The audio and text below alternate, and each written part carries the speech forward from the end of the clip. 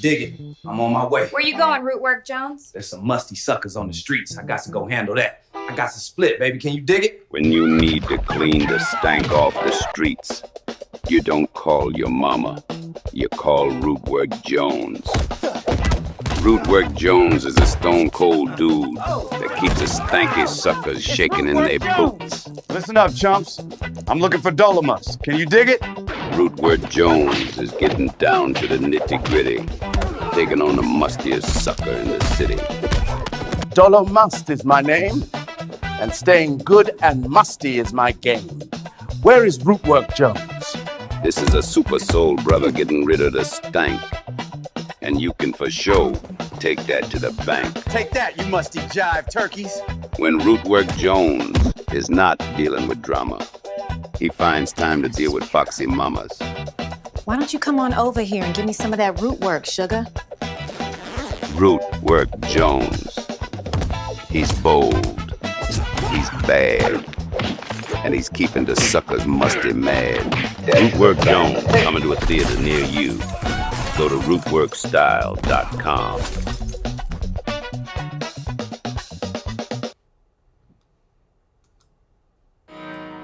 Discover the heart of our history at the Hidden History Museum in Los Angeles. Now open with new weekend hours, Thursday through Saturday from 11 a.m. to 4 p.m. Located at 2131 West Jefferson Boulevard in Los Angeles. Our museum showcases the brilliance and ingenuity of foundational Black American culture, along with the richness of global Black culture. Come in, explore our displays, and shop for books, films, and other unique items that celebrate our legacy. Also, be sure to look out for our popular special events. For more information, visit hiddenhistorymuseum.com. Boom, there it is. What's going on, guys? I am in the building, ladies and gentlemen. Yes, I am. Y'all come on in the room. We are ready to do what we do, ladies and gentlemen. We are ready to do what we do and get down the way we get down. Glad to have everybody in here, ladies and gentlemen. Glad to have you guys up in here. Let everybody know that we're live. Y'all give me a nice retweet. Let everybody know that we're live. I'm just putting some last minute touches on the social media to inform everybody that we are live. We are indeed live. So y'all put this on your Instagram, put this on your YouTube, put this on your Facebook. Also, will you guys hit that 2K quality so you can see this in 2K? All right. All right, so we're in the building, man. What's up, man? Glad to have y'all in here. Glad to have everybody in here. What's up, FBA Vegas? I'll be in Vegas in a couple of days. I will be in Vegas in a couple of days at the Beyonce concert, doing my thing with my cowboy boots on. I'm glad to have y'all in here, family. A lot we gonna touch on. Let me throw some lotion on. I feel a little dry right now. I feel a little ashy right now. Let me shout out to some of my moderators in the chat. Let me see if I see you guys. I see Miss Kawani. Who else we got? All right, I see one moderator in here. Waiting on the rest of the mods to come on in here to make sure the room is good. But nevertheless, we're here to chop up great game, as we always do. And again, get your Rootwork deodorant at rootworkstyle.com. We got some new scents coming out for the fall for Rootwork. We got some new scents coming out for the fall, so I'll keep you guys posted on that, ladies and gentlemen. All right. But what we got to talk about, ladies and gentlemen, first thing, before we get into the main topic, there was an article from the Washington Post. I'm going to share this, and this is them saying the quiet part out loud. This is them saying the quiet part out loud, ladies and gentlemen. This is what we've been saying about the Democratic Party, ladies and gentlemen. They're finally coming out and admitting that the Democrat Party is There's a struggle going on. Hold on one second. There's a struggle. This is not what I want to show. There is a struggle going on with the Democrat Party. Let me find what I'm looking for. This is from the Washington Post. They did a piece. This is the piece here. It says, hold on, and this is heavy. Young black voters are abandoning the Democratic establishment. Ain't this what we've been saying? They've been trying to deny this. They've been trying to cop pleas. But they are now admitting that young black voters are getting the hell away from the Democratic Party. We've been saying this. We've been telling people this. Let me show y'all some of the stuff the article is saying. A long list of New York's black pastors, politicians, endorsed former Governor Cuomo in the run-up to the city's Democratic primary for mayor last month. But it wasn't surprising that freelance journalist Anthony Cartwright and many other younger black New Yorkers ignored those endorsements and chose state assembly member Zoran Mamdani instead. Cartwright backed Senator Bernie Sanders during the 2026 and 2020 election, Democratic primaries, and voted for Kamala Harris in last year's general election, but found her campaign wanting. Mamdani made the case that his policies are moral imperative. It's been well chronicled that more African Americans, particularly younger ones, are voting Republican than in the past. But there are growing signs of another cultural shift. Younger African Americans who remain Democrats are dissatisfied with the party's center-left establishment, and they are increasingly open to progressive candidates and stances. All right? So listen. They're saying what the business is, but they're not telling the whole truth. Some of the excuses they're coming up with, they're trying to say, well, people are just, a lot of young people are turned off by the center-left policies. No. Listen.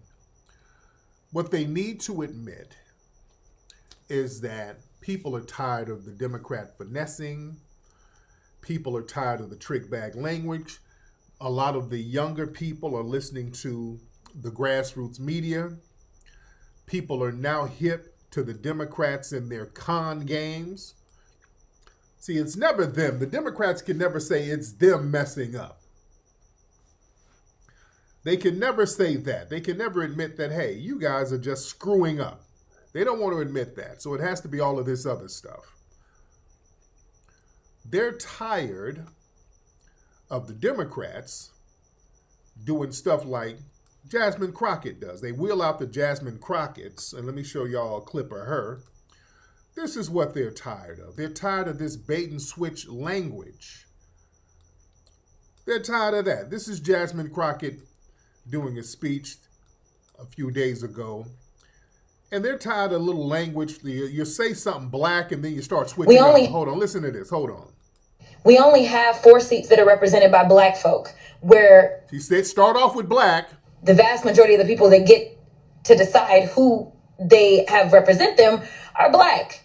They decided to attack. You do black. She said black twice. You start off with black. Black.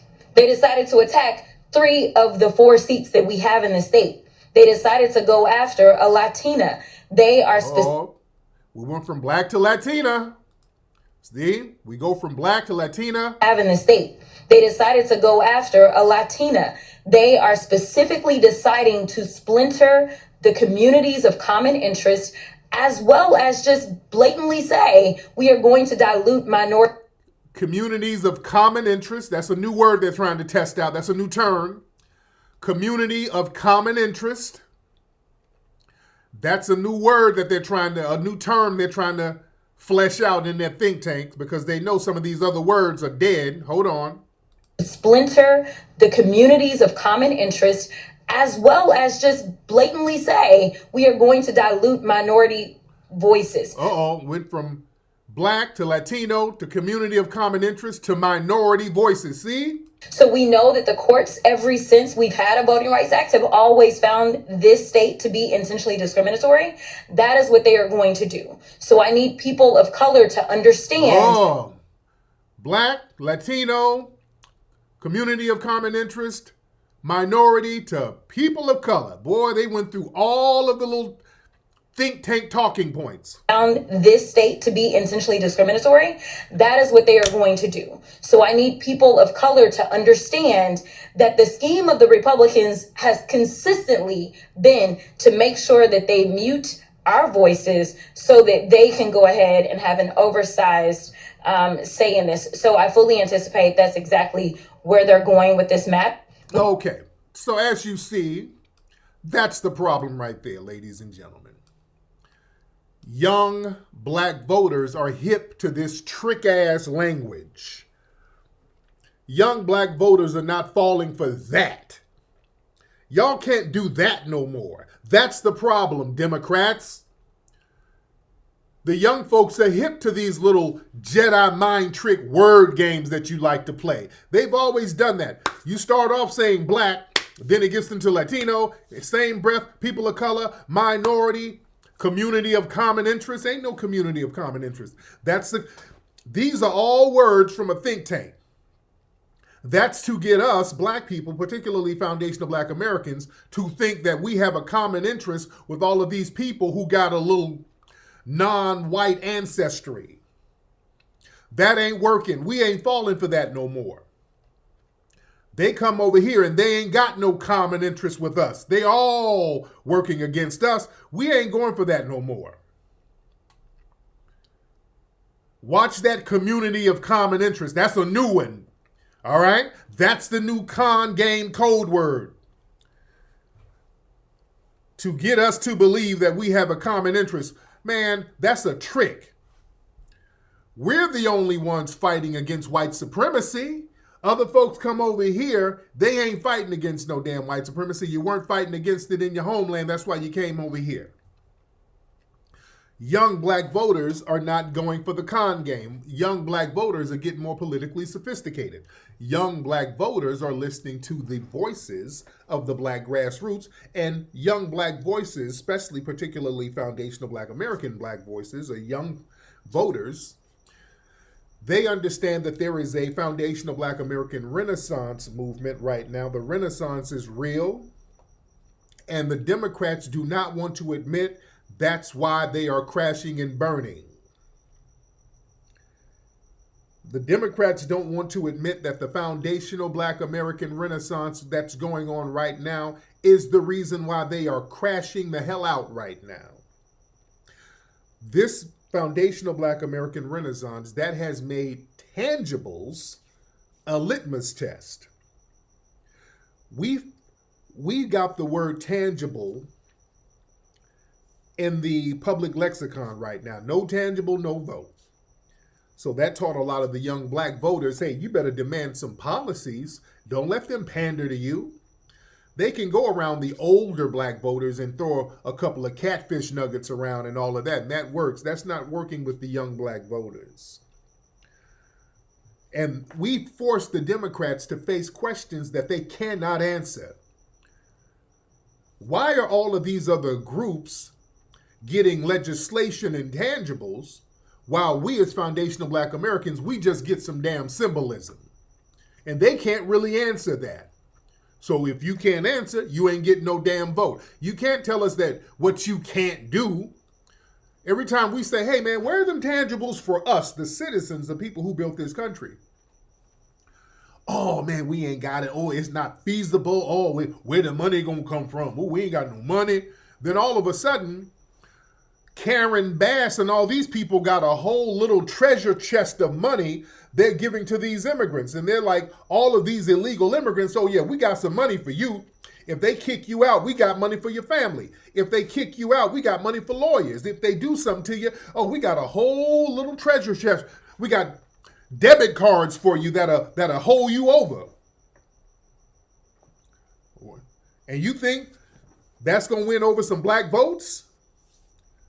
Yeah, all we get is you cursing us out. Y'all sending fat ass Roland Martin to curse us out, to shame us into voting. You stupid fool, don't worry about no immigrants. You stupid ass, dumb ass fool, you better get your ass out there and vote. Get them catfish nuggets. That's what we get. Y'all hear these crickets? I got to get rid of these crickets in my office. Well, these crickets are annoying. I know y'all hear these crickets. Yeah, I got to do something about these crickets in here. But yeah, listen, we've exposed that Democrat plantation psychology they try to run on us. We've challenged the idea that Foundation of Black Americans owe loyalty to the damn Democrats just because of history. And we made it politically acceptable for young black folks to publicly question the damn Democrats or just leave them all together, without you feeling disloyal to your ancestors, because that they would try to shame us if we say, hey man, the Democrats, man, we ain't really feeling it. Well, your ancestors' fault. They got beat up in Selma. Your people got whooped in Selma for voting. So how you gonna let your people get beat up and not vote? They try to run that game. We ain't going for that no more. Let me tell you something. My family's from Alabama. All right? My family is from Alabama on my mom and my dad's side. And I'm telling you this I'm a descendant of people from Alabama. In fact, my dad told me that they were organizing the Selma March at my aunt's house, at her yard. They were using that like as a tent city to organize on my aunt's yard on my dad's side. So my family's all clicked in with all of that, and I'm telling you, damn that. Get something for your vote. My family's all clicked in the civil rights movement. Get something for your damn vote. You understand? I'm telling you this. Yeah, our family, we're from the soil. Get something for your vote. Yeah? I knew A.G. Gaston, somebody who was very instrumental in the civil rights movement, funding a lot of things, getting a lot of people out of jail. I went to A.G. Gaston's Boys Club in Birmingham that they had out there right by where not Bloody Sunday, but where they had the those dogs and all of that. It's right over there by the museum now, where they had the dogs and all that stuff on people, and those big marches where Bull Connor was putting water hoses on people. I went to the Boys Club over there, right next to that. So I lived over there in that area. Give us the paper. Where's the tangibles? Yeah? Y'all not gonna shame us. And we let other young voters around the country know, hey, question that. Question everything they do. Because see, what we're doing now, there is a focus on a foundational Black American agenda, not just skin color. See, we let folks know that not all melanated people share the same history, even though we're under white supremacy, and that's the con game. Yeah, we're all under white supremacy, but who's fighting it? And who's undermining the people trying to fight it? Just because we all got melanin, we don't share the same reparative claim.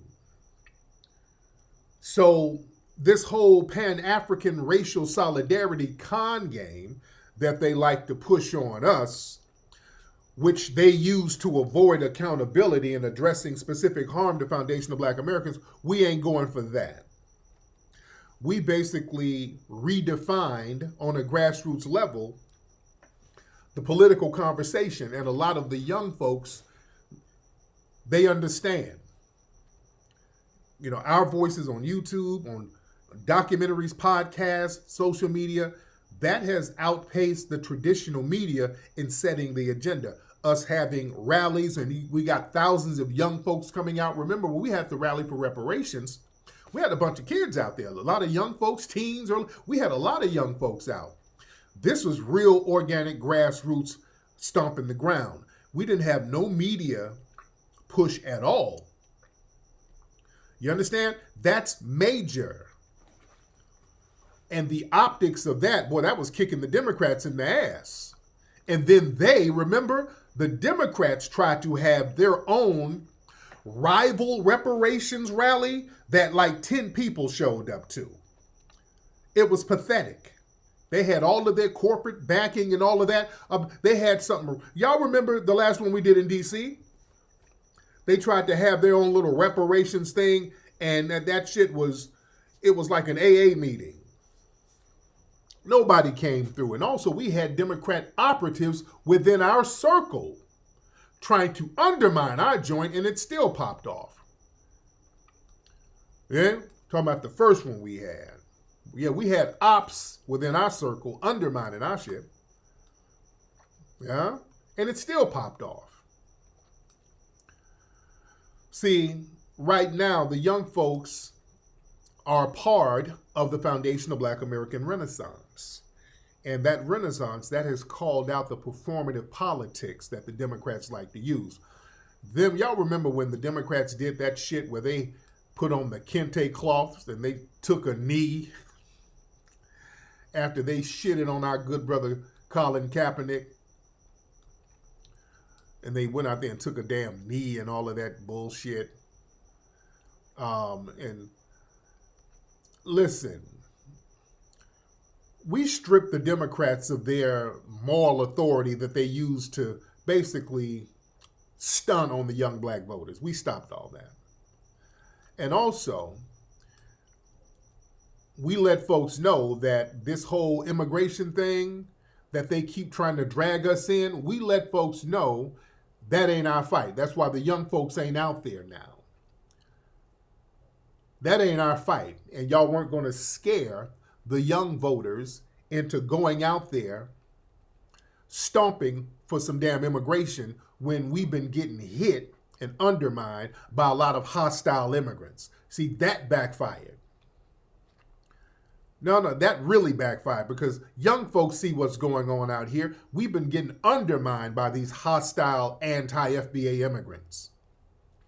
And then when shit gets hot, y'all want us to run out there and stomp for them and put our lives on the line? The young black community, at the Foundation of Black Community as a whole, said, hell no. Everybody go do you. You see? And that whole scare tactic that they try to use, well, y'all gonna be next. No, we're not. We're foundational. We ain't going nowhere. No. We're not going nowhere. And that burns a lot of people's asses that we aren't being targeted. That really ruffled a lot of people's feathers. A lot of people felt upset with us because we're not being targeted. So that disrupted that whole racial hierarchy. Yeah? Also, the Renaissance movement, man, this revived black political history. Young black voters, they're now learning about the Claude Andersons and people like that, thanks to the grassroots media. And our good brother Claude Anderson's been telling us for the longest that we're going to have to make the Democrats deliver something. We got to make the political class deliver. Dr. Claude Anderson, for decades, has been telling us that he used the term Native Black Americans, we are a distinct ethnic group, and we are an exceptional group. So we have to delineate. He's been telling us this. This isn't nothing new. I'm glad we're just taking heed to it. And a lot of people are taking heed to it. We reintroduce those great brothers like that. Yeah? And we have created, for the young black voters, a politically independent identity. See, this movement, it separates black identity from the Democrat Party. Because see, there's this thing where we're just supposed to be vote blue no matter who. We're supposed to be forever loyal to the damn Democrats because the right wingers are the real racists. And that's a con game they've been trying to run on us. We created a new lane where we can vote for anybody. We can vote for a third party. We can vote independent. We can vote Republican. We can vote for whoever we want to vote for. We can abstain for voting, which is what I did. Whatever strategic measure we use, it's not a traitorous thing. We're just utilizing our independence as voters. And that independence scares the Democrats. And they know that they can't co-opt the movement. So they tried to smear it, and that's not working. You can't infiltrate the movement like you do with mainstream civil rights groups. So now what they want to do is try to use words like divisive, Russian propaganda. You hear all this stuff. You hear right wing, black MAGA. These are Democrat talking points that's coming from the top, and they're backfiring. And that proves you see this Renaissance as a real threat. And family, they don't want to admit the impact of the foundational Black American Renaissance. Because if they admit to the impact, they admit that they're failing. If the Democrats admit that the foundational Black American Renaissance right now is the reason why they're bleeding, they're going to have to admit that they never delivered for Black folks, that they relied on manipulation and not service. They got to remember and admit that the grassroots movement outsmarted their billion-dollar machine. So what they do, they try to attack, they try to shame, they try to make up lies, they try to denigrate, and that makes the Renaissance movement grow even stronger. You understand? They're hemorrhaging right now. Why y'all think they keep attacking us, the grassroots, especially me? They keep trying to make me a leader, which I'm not. I ain't a leader of nothing. But they got to have something to attack, because this shit is whooping. This Renaissance movement is whooping their ass. You understand? This is whooping their asses, ladies and gentlemen. And we put reparations in the national lexicon. We made reparations a mainstream topic. It is no longer taboo. We don't let folks know we're standing on reparations business and we ain't getting off of it. They see we have not stopped talking about reparations. They have not been able to scare us away from the conversation. Oh, somebody said, can y'all see me? Somebody said they're messing with my feed. Hold on, let me make sure I'm good. Okay, I'm good on this side. Can y'all see me? Somebody said they were messing with the feed, but it's good, right? Yeah, the feed is good. Yeah? Yes, somebody, you made a good point. If somebody say they don't like me, don't trust them. Let me tell y'all something. You want to test of somebody who's an op? If somebody starts complaining about me, they're using me as a proxy. They're using me as a proxy and a code word. Anytime they start talking about that Tariq, I don't like Tariq. Tariq divisive. That nigga, I hate Tariq.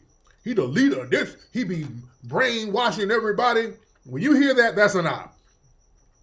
Don't trust that person. The minute you hear that, they're just trying to use me as a proxy. And then you look at them and they just don't like our lineage, period. Yeah? They don't like our lineage, period. Because, yeah, we ain't never been this on code. We're on code heavy. And we're so on code to the point now that the African Union looks like they're trying to get on the wave. So the African Union, a lot of people are talking about this. Let me give the basics. So the African Union, what they're doing, they've listed foundational Black Americans as, I won't even say us. They've listed the diaspora as the 6th region in the African Union. All right? So that means Black people or people of African descent who are outside of Africa.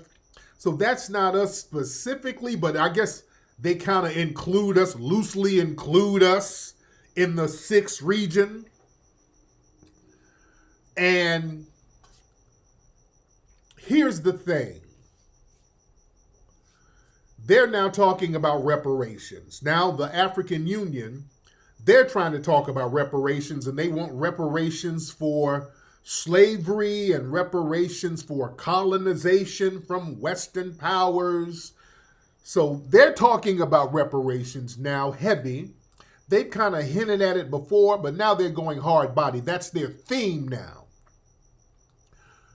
What's up, I'm Andre? Shout out to Andre for the super chat. So now, yeah, the sixth region is Canada and the United States, all right? It's Canada and the United States. So it's kind of vague, but it's open-ended enough so they can co-opt movements. Somebody hit it on the money. Somebody said, they owe us reparations too. You damn right they do. Yeah. So now they see we're standing on reparations business because remember, they would send a whole bunch of tethers over here undermining reparations, telling us we ain't going to get nothing and we need to stop begging. Remember? A lot of the immigrants from Africa and the Caribbean, especially Africa, they're coming over here shaming us, telling us what the hell we ain't going to get. Africans like Obama, who wasn't for reparations. But the thing is, what the African Union is doing, to me, low-key undermines our reparations. Because listen, foundational Black American reparations, that's very specific in its lineage base. The African Union, they're pushing for a Pan-African blanket claim. We're owed reparations specifically from the U.S. for slavery, Jim Crow, redlining, mass incarceration, all that stuff. The African Union's global, broad, Black reparations, that dilutes the specificity of our harm that was happening here. And then that creates confusion about who is owed and by whom. Some of the African nations and tribes, they were complicit in the slave trade. See, this is where it gets murky. See, this is how it gets fucked up. Because them damn tribes over there, y'all asses were complicit in some of that shit. So if you go to the Europeans like, oh, you did my people wrong, they can just say, hey, you sold me, I gave you some trinkets and you gave me some Negroes. So what are you complaining about? So you're just as guilty as me, which is true. That's why I don't want to get mixed up in that right now. Don't mix us up in that. I don't want to get mixed up in that because that brings a whole level of bullshit in it. You know? That brings a whole new can of worms. Ghana, y'all got that Elmina Castle sitting up there, which y'all were complicit in. Y'all done let that castle sit up there since the 14 damn hundreds, and now it's a tourist attraction. Come on, it's kind of hard to say, hey, well, we did wrong too. No, that castle is up there and y'all were working with us to enslave the Negroes with that castle that's still there. Yeah? So yeah, there's a lot of they can flip that on them. But yeah, those kingdoms actively participated in that slave trade. Selling captives to Europeans for weapons, alcohol, goods. So for them to say, okay, we're victims. No, that you leave out your role in it. And it looks hypocritical and it undermines moral clarity. See, we have moral authority. See, there has to be a moral thing there. If your ass was complicit and then you just tricked off all your little trinkets, you can't come back and make a moral claim. Because see, now that gets into double dipping. You got your little guns and weapons and all of that. You benefited from the sale. Now you want to be victims and then try to benefit from victimhood. Some of these African tribal groups and kingdoms profited from slavery, and you still get billions of dollars in foreign aid annually. So now jumping on the reparations bandwagon, now you're trying to triple dip. You're just trying to dip all into the shit. Yeah? And look, their framework that the African Union has, They want to include immigrant groups who weren't even enslaved in the U.S. Trying to do this all people of African descent and those who voluntarily came to the U.S. after slavery ended, that creates a moral false equivalency between the descendants of freedmen and the Africans who migrated over here voluntarily, who didn't face what we faced. So we got to be very, very clear. And see, like I said, they use Pan-Africanism as a shield to avoid accountability. See, all of that, we all one big Negro.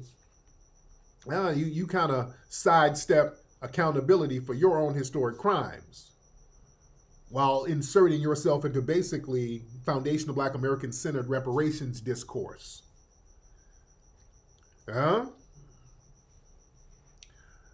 And the AU, their reparations theme, that could give the United States government an excuse to basically shift and deflect. See, we got to be very cautious about this. See, if the AU, they position themselves as some kind of global collector of reparations, the U.S. might redirect funds or some kind of symbolic gesture to Africa as a way to address the issue without paying us anything directly. So the U.S. government can say, hey, we've already addressed slavery globally. Because what the AU wants to do, they want to set up like a little pot over there where they get it and they get to distribute the reparations how they see fit. Hell no. Hell no. I'm saying hell to the damn no. Do you want some little scammy bushmeat eating Negroes over there determining where some reparations are going to go? Do you really think we're going to get something? Let's talk real. Let's talk real. Let's talk real. If there's a global reparations pot that gets sent to Africa, do y'all think we gonna get any of it? Huh? Do you think we are going to get a dime if that shit goes over there? Just be real and just talk to yourself. And ask yourself, self, am I going to get it? Hell no, self. No. That shit will get tricked off. No, I'm cool. I am cool. The African Union, they don't really have no jurisdiction or no moral authority over foundational Black American affairs. They're a foreign political body. They don't really represent us to speak for foundational Black Americans. So involving themselves into, especially our reparations claim, that muddies the waters, man. I don't want nobody speaking on our behalf. I don't want nobody speaking on our behalf. Damn sure not the Boule class. Yeah? I do not want nobody speaking on our behalf. But the African Union, it lacks a call for reparations for us from the African states themselves. See, if they were really about justice, they would acknowledge that we supposed to get reparations from them African nations. They ain't saying that. If y'all were for real, hey, y'all need to cough up something too. You know, the Western nations, the Western nations, y'all were making them deals, and y'all were still making them deals. Y'all had African slave traders like Tip, who made a grip with his black ass over there making a grip, working with the Europeans and the Arabs, enslaving the black people over there. Come on now. See, yeah, I don't want to, this feeds the whole myth that all black people have the same reparations claim. No. By framing reparations as a universal black issue, the African Union, they erase the unique history of foundational Black Americans, making our lineage-based claim harder to pursue politically and legally, and that it just creates too much confusion. You understand? And here's the thing, and this whole sixth region thing, that whole sixth region thing, ladies and gentlemen, that's problematic too. That whole sixth region thing where the diaspora is the sixth region, okay, that's problematic too. Let me tell you how that's problematic. Because basically that's a symbol without substance. What are the tangible benefits for us, the diaspora being the 6th region of the African Union? Where are the rights? Where are the resources? We get named as a 6th union or 6th region. Okay, where are the easy citizenship pathways? None. Do we have voting rights over there? No. Do we have, where's the land access? Where's the access to land? Where are the dual national programs? Where are the economic partnerships then, if we're part of the damn 6th region? If we're part of the big Negro family, where are the direct pipelines to investment and the development opportunities?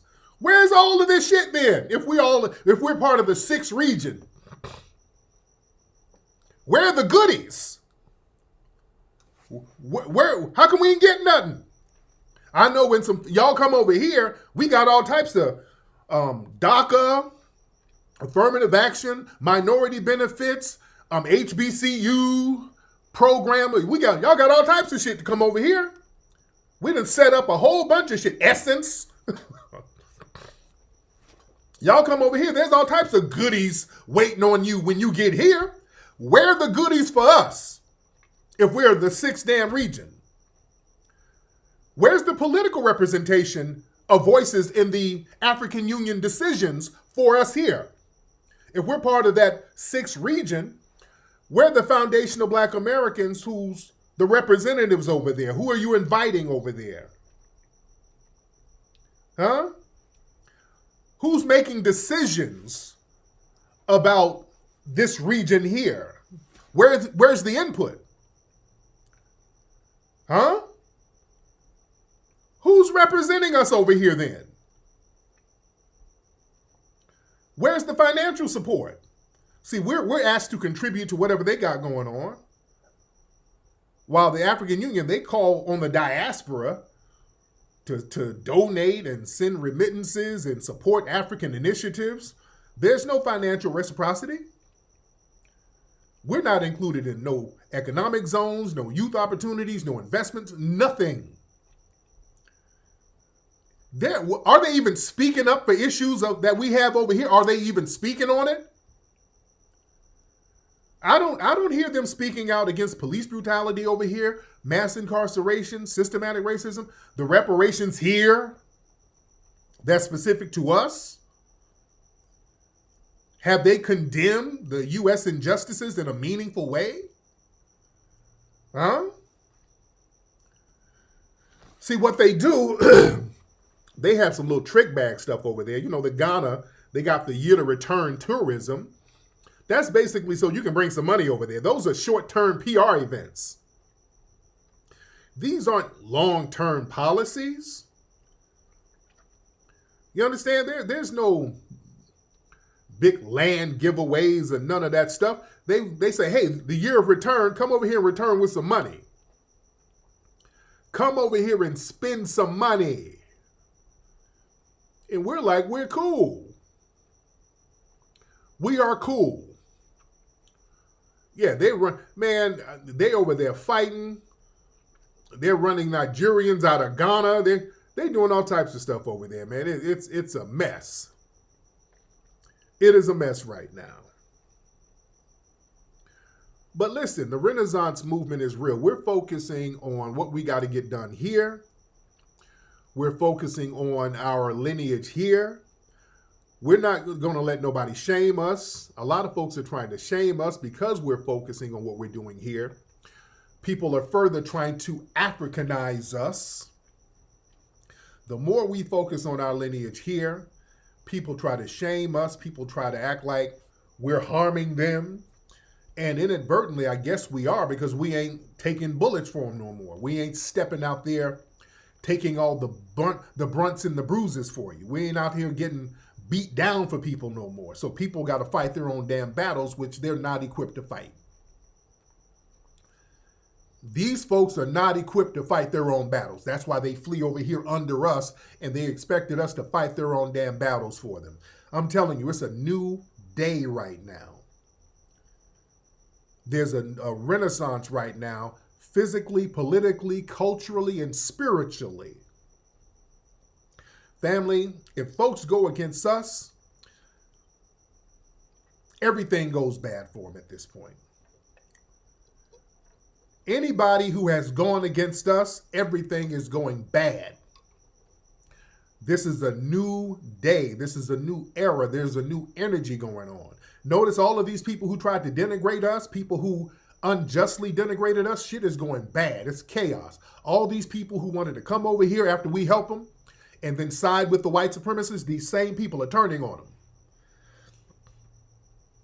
These same melanated Negroes who would come over here after we helped them, really knowing better, talking greasy, trying to undermine us, shit is going bad for them. It's flipping on them. The pendulum has swung on them. Says the FBA ancestors are punishing them. Your Hispanics, all of them, they're running for cover right now. Fat Joe, Lord. Boy, Fat Joe is suffering right now. Speaking of Fat Joe, did y'all see Fat Joe performing at SeaWorld? They had him performing at SeaWorld, and the audience was not only dead, there were some people walking out. Hold on, y'all see this? Yeah, when Fat Joe tried to denigrate our lineage with his whole chest, when he did that interview denigrating our lineage, things have been bad for him every damn since. He got canned from hosting the BET Awards. His album flopped. Now he's out here doing performances and people are walking out. Hold on, look at this. This is him performing at SeaWorld. Hold on, let me show y'all this real quick. Hope I don't get a copyright strike with the music. I play the music on and off, but y'all can just look at the visuals. All right. For some reason, SeaWorld, they got a lot of hip-hop artists performing at SeaWorld. There's a new thing with that. So hold on.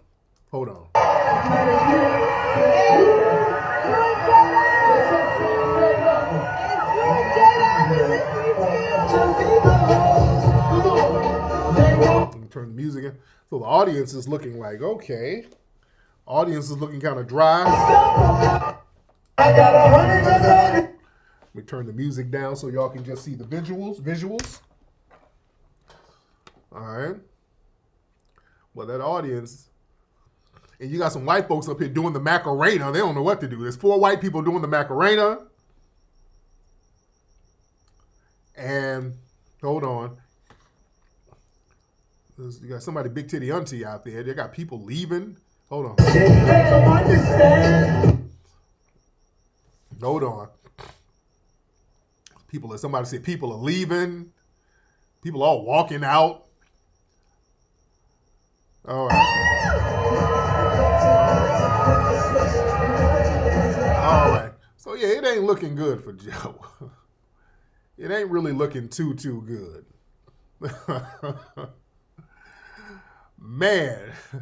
So even the whales and dolphins stop swimming. The dolphins jump back into the ocean to get away from it. It's like, what is this shit? So, oh man, it ain't looking good. Let me tell you, you going up against our lineage, that ain't gonna work. That is not working. Look, family. Look, foundational Black Americans, ladies and gentlemen, we are the cultural pulse of America. We are the originators and tastemakers of American popular culture, music, fashion, language, entertainment. When somebody disrespects that lineage and dismisses that lineage, remember, they alienate the very community that set the cultural trends. Without our support, an artist, your cultural relevance, it evaporates. You see how fast that shit happens? You try to denigrate us, boy, your street cred is done. Now, Fat Joe, remember, he was out here talking about, blacks and Puerto Ricans 50-50. Then recently he was on his own podcast when the clips were on there. And I'm not going to play this because I know I get a copyright strike. But he was like, yeah, when I was doing hip hop, my father told me, hey, ain't no Spanish cats in that. You ain't going to make it. Ain't no Spanish cats in that. So now you basically admitting that y'all went around. Huh? So people are learning the hard way. The FBA grassroots movement is powerful, very well organized. It's not like no paid political organization and no bullshit like that. Our lineage, man, we're on code. It's organic codification. And when somebody disrespects our lineage,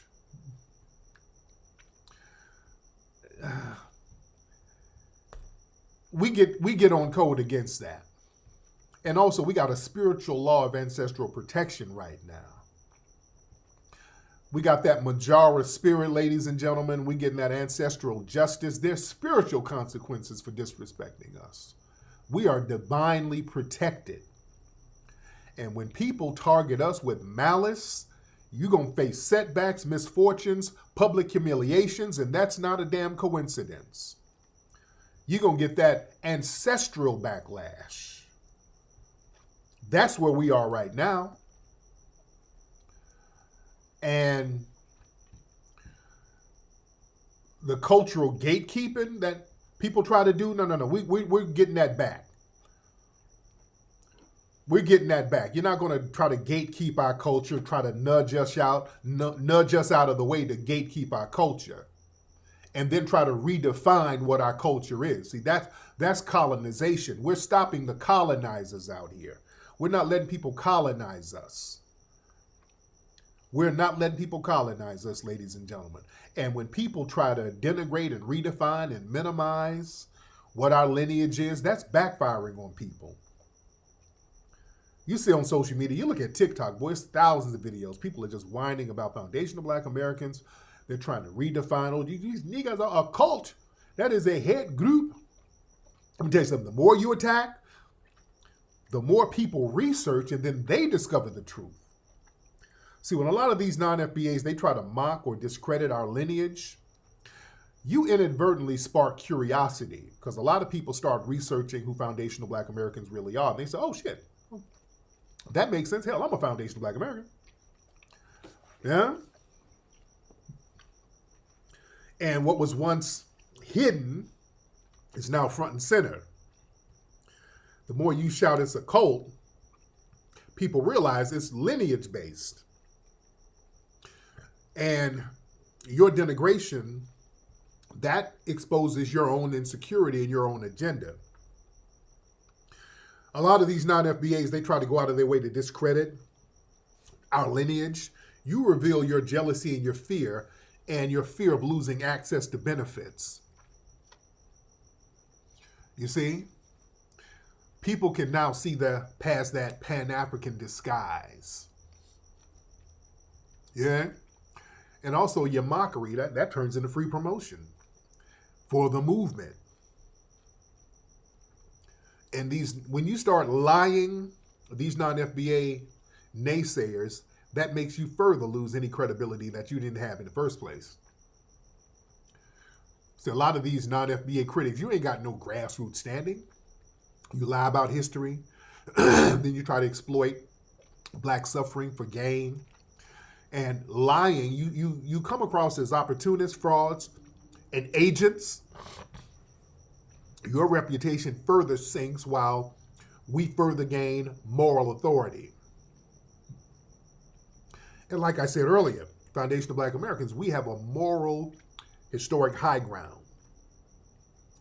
Unlike these vague Pan-African generalizations and all that, we are rooted in specific justice claims and specific lineage claims. And if you try to water that down and universalize it, you come across as dishonest and you come across as disrespectful. Especially to the younger generation, because now they know how to research. You ain't fooling nobody. You see. So when you attack our renaissance, you further legitimize it, which is a good thing. And we're going to continue to stomp. And we're not going to let people redefine us and make us generic, undefined Africans, because we're not. We are a very specific lineage group, and people are going to respect us as such, and that's the new norm. You see? But anyway, let me get up out of here, family. I'm gonna probably do my late night tap in on Twitter. So y'all need to follow me on Twitter. Y'all also need to subscribe to this channel. If you have not subscribed to this channel, ladies and gentlemen, subscribe to this channel. I just saw something where they just grounded all Alaska Airlines. Uh-oh, something's going on. Okay, I gotta look in this. All of the flights are being grounded, so there must be some kind of hacking or something going on. But I get into that later. Anyway, guys, let me get up out of here, man. Y'all go to rootworkstyle.com, get your deodorant. Everybody go to hiddenhistorymuseum.com. Y'all get this book. If you don't have this beautiful book for your children and your family, go to hiddenhistorymuseum.com. Get this book, hiddenhistorymuseum.com. All right?